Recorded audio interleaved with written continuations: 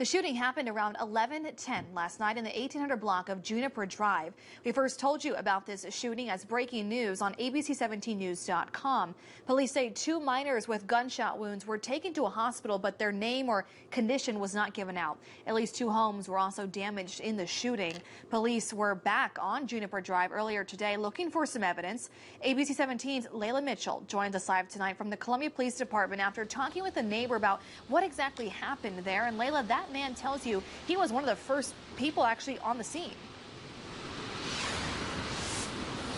Yeah, Deb, I was at the scene earlier today when the police were still looking for evidence, and I was actually able to talk to a neighbor who was one of the people who tended to the victims. The neighbor told me he was getting ready for bed when he heard about 5 to 7 obvious gunshots. The neighbor, who spent some years as a volunteer firefighter and EMT, said he heard people screaming someone was shot and then proceeded to go into the house where he saw 2 minor victims. He told me he was shocked to hear gunshots in the middle of the night in South Columbia.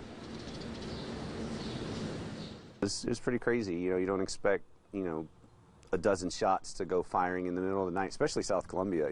We've had problems before in other parts of Columbia. It seems to be spreading.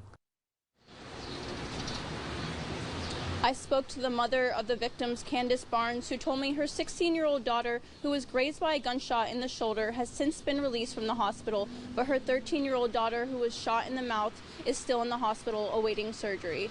For now, reporting live from the CPD headquarters, I'm Layla Mitchell, ABC 17 News. Okay, Layla, thank you. Anyone with information about this shooting is asked to call Crime Stoppers. That number is 875-TIPS. And police in Jefferson